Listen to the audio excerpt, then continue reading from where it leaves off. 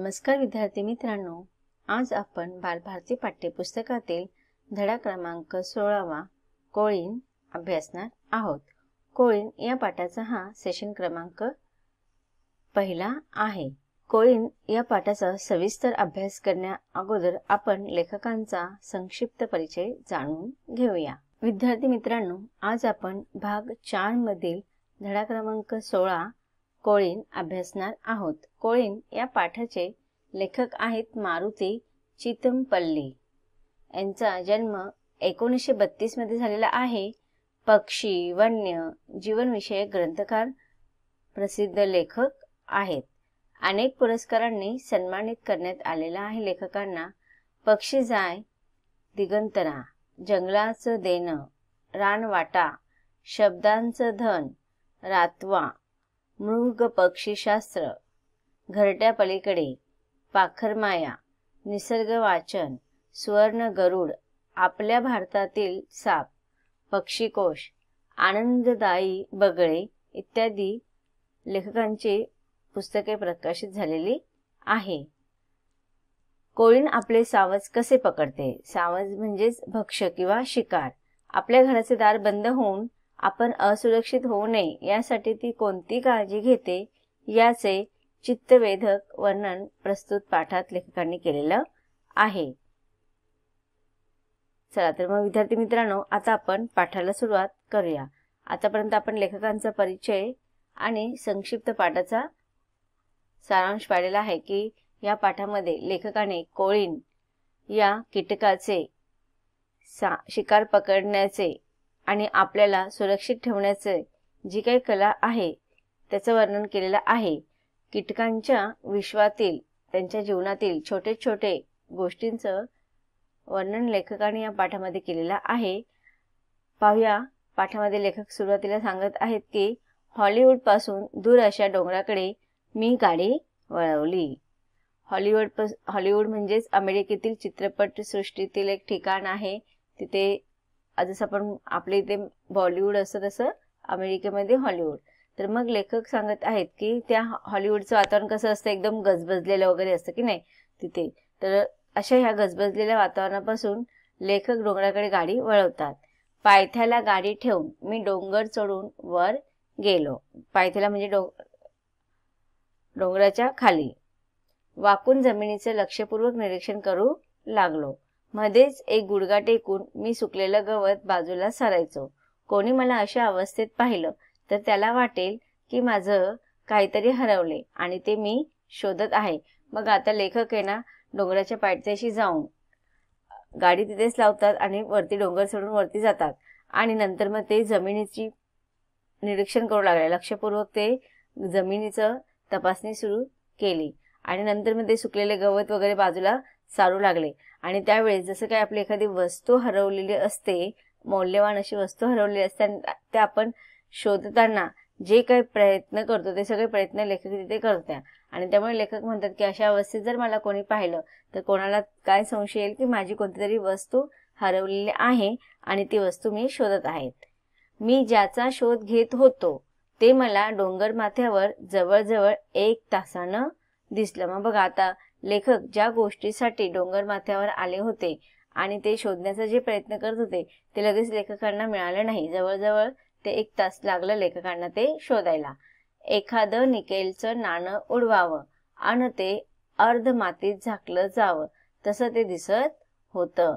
आता बघा लेखकाला ज्याचा शोध होता ते 1 तासानंतर सापडल्यानंतर लेखकाने त्याचा आनंद कसा व्यक्त केलेला आहे की जसं आपलं निकेलचं नाणं, निकेल ह्या धातूपासून बनवलेले जे नाणं असतं ते उडवावं आणि ते आपल्याला अर्धी मातीमध्ये झाकलेल्या अवस्थेत सापडावं। तसं ते लेखक म्हणतात की मला ते जवळजवळ 1 तासामध्ये ते सापडलं। मोठ्या अचूकतेने म्हणजेच न चुकलेलं, मोठ्या अचूकतेने बांधलेलं ते कोळ्यांचं झापड असलेलं घरटं होतं। झापड म्हणजेच झाकण किंवा दरवाजा। आजूबाजूंचं गवत आणि हिरव्या शेवाळांवर ते रंगगोपणामुळे दिसत नव्हतं। रंगरंगोटी वगैरे केलेली असते की नाही त्याला आपण रंगगोपन असे म्हणतो। मग आता लेखक सांगतात ते डोंगर माथ्यावर गेले होते आणि कशाचा तरी ते शोध घेत होते आणि जवळजवळ त्या जी गोष्ट त्यांना शोधायची होती त्याला जवळजवळ 1 तास झाला. आणि मग जेव्हा ती गोष्ट सापडली तेव्हा लेखकाला फार आनंद झाला. आणि त्यामुळे लेखक म्हणतात की मोठ्या कोळ्याचं जे झापड आहे असलेलं घरटं होतं, म्हणजे कोळ्याचं घरटं लेखक शोधत होते इतका वेळ. जवळजवळ 1 तासापासून ते काय शोधत होते, तर कोळ्याचं घरटं. आणि ते कसं होतं, झापड असलेलं म्हणजे दरवाजा असलेलं. आजूबाजूचं गवत आणि हिरव्या शेवाळ्यांचा रंग बघा. आता तिकडे सगळीकडे आपण डोंगरावर किंवा जंगलात वगैरे घेतो तर आपल्याला सर्वत्र एकतर मातीचा रंग दिसतो किंवा मग हिरवळ रंग आपल्याला पाहायला मिळतो, हिरवासा. मग तिथे लेखक सांगतात की आजूबाजूचं गवत फार वाढलेलं असेल आणि हिरव्या शेवाळ्यांवर ते रंगोपंग दिसत नव्हतं. सगळीकडे हिरवळ पसरल्यामुळे लेखक जे शोधत होते ना ते त्यांना शोधायला फार वेळ लागला. लेखक पुढे म्हणतात की मी खाली वाकून माझ्या चाकूच्या पात्याचं टोक दाराच्या बाजूला लावलं आणि ते दार उघडलं. आता लेखक म्हणतात त्यांना ते काय शोधत होते की कोळींचं घर शोधत होते ते. आणि मग ते जेव्हा त्यांना सापडलं ना, जवळजवळ 1 तासानंतर सापडलं.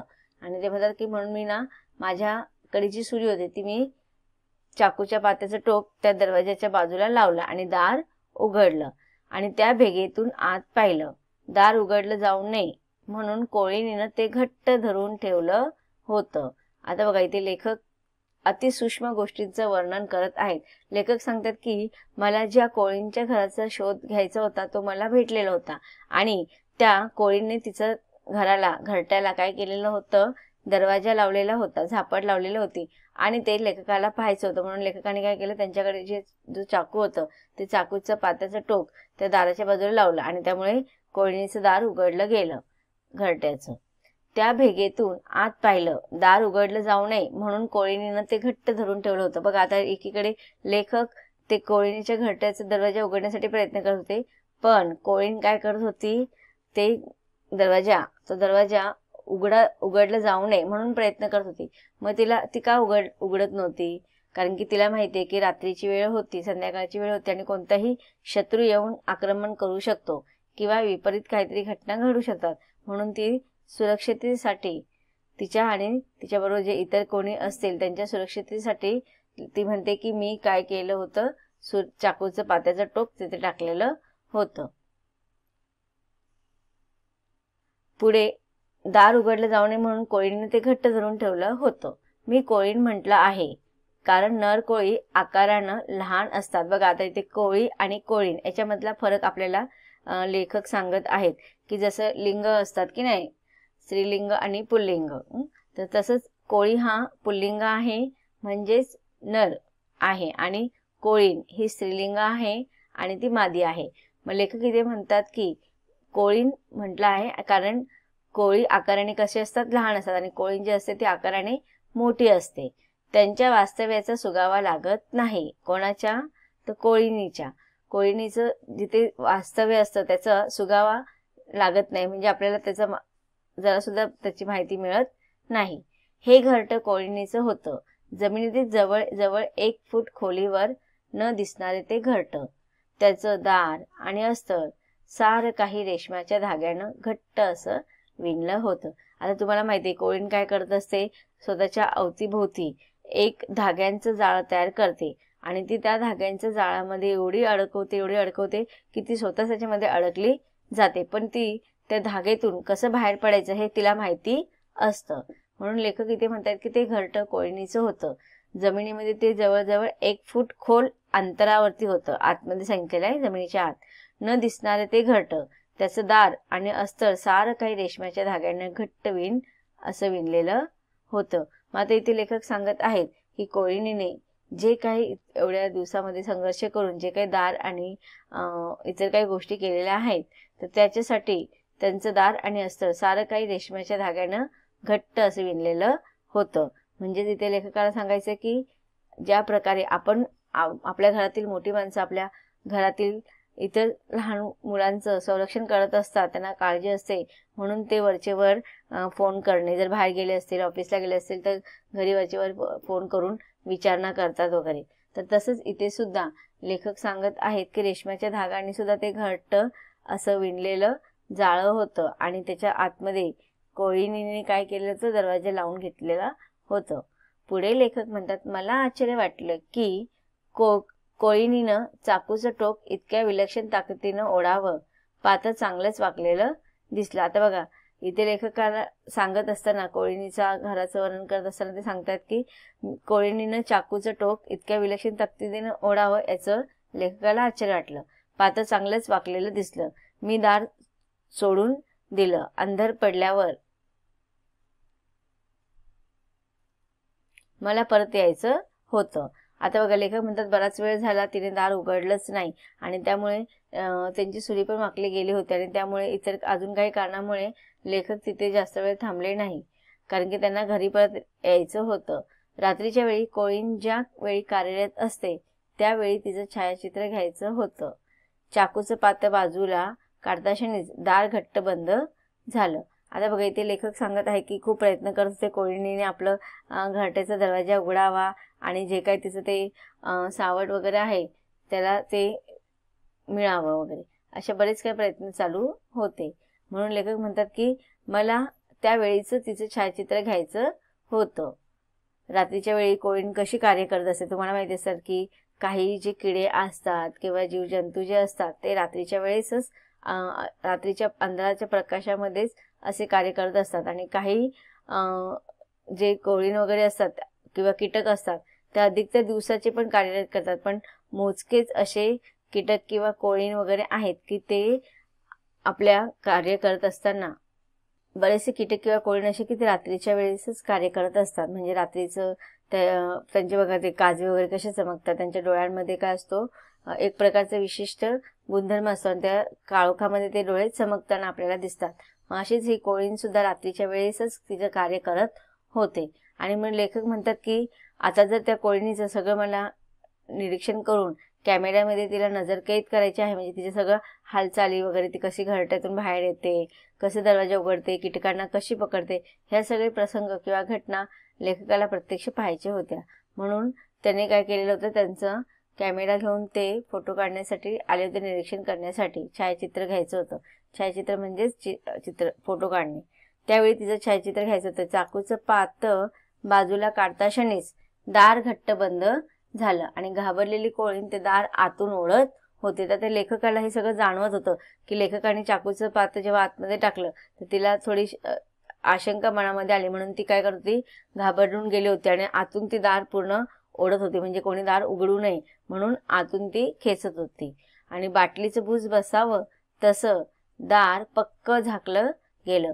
ते पाहून ते इतकं पक्क बसलं की त्याच्यात फट देखील दिसत नव्हते. माझी साधन सामग्री घेऊन तिथं सायंकाळी पोहोचलो. आता बघा, हे लेखकाने आदल्या रात्रीचं वर्णन केलेलं. आता दुसऱ्या दिवशीचं वर्णन करताना लेखक म्हणतात की माझी जी काही साधन सामग्री होती, म्हणजे साहित्य वगैरे त्यांचं जे काय असेल ते घेऊन तिथं सायंकाळी पोहोचायला सांगितलेलं होतं. चंद्राच्या मंद प्रकाशानं उजळलेल्या आकाशाच्या पार्श्वभूमीवर डोंगर काळे दिसत होते. चंद्राचा प्रकाशमान तसेच शहरातील विजेच्या दिव्यांमुळे राशीचे ढग प्रकाशमान झाले होते. पावसाची लक्षणं दिसत होती. ज्या घरट्याजवळ खून केली होती तिथं जवळच एक दगडावर मी बसलो आणि अंधुक प्रकाशात जमिनीचं निरीक्षण करू लागलो. झाकलेल्या दरवाजाची कमान मला दिसली. मग बघा, इथे लेखक ज्या कार्यासाठी आले होते ते कार्य सगळं साहित्यनिशी घेऊन आलेले होते आणि आता फक्त त्यांना त्या कोळीणीचं छायाचित्र आणि त्यांचं तिचा तो व्हिडिओ बनवायचा होता. कोळीणीला असं वाटत असतं की मी सावज करण्याऐवजी, मी कोणाचं तरी भक्षण करण्याऐवजी, शिकार करण्याऐवजी माझीच तर कोणी शिकार करणार नाही, म्हणून तिने जमिनीच्या आतमध्ये जे काही तिने तिचं घट्ट बांधलेलं होतं ते घट्ट आतमधून ओढून बंद करण्याचा प्रयत्न करत होती. म्हणून लेखक म्हणतात की झाकलेल्या दरवाजाची कमान मला दिसली.